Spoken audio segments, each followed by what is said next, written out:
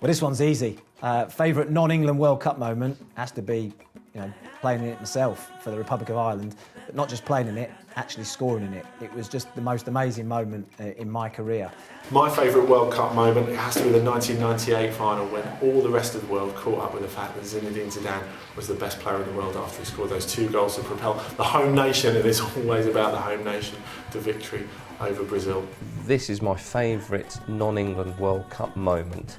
No, it's not the Diana Ross penalty miss in the intro to the '94 World Cup opening ceremony. One for me was probably going back to World Cup '90 and centre forward Roger Miller playing for Cameroon, and just every time he scored he did this little sort of this dance, and yeah, it's stupid to look back at it now when you think of all the great moments of football or whatever that have been played at World Cup tournaments. I'm going to go for Cameroon 1990. There's so many, but straight off the bat, when they beat Argentina 1-0 in the opening game, I think it was in Milan.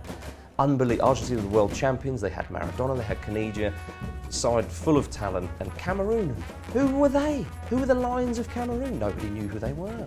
My favourite non-England World Cup moment, it has to be the US 2-2 against Algeria. As someone who covers them quite a lot, I know just how much it meant to that country. And as Landon Donovan poked it in, a nation exploded. They turned up from West Africa, nobody knew who they were. They beat the world champions 1-0, had 2 men sent off.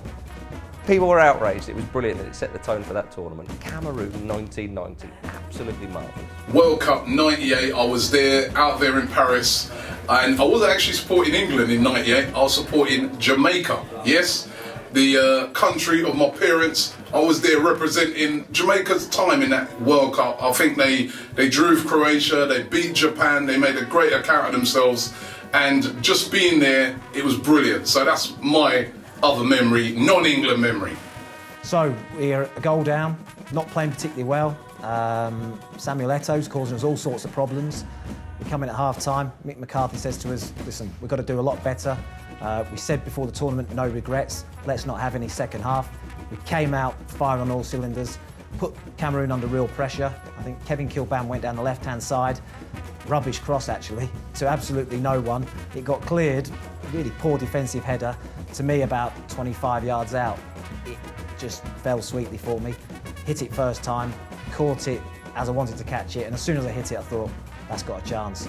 And it found its way to the bottom corner and didn't know how to celebrate. What do you do when you've scored in the World Cup? You don't exactly plan for it. So I remembered before the game where my wife and the kids were, ran round the back of the goal, waved to them in celebration.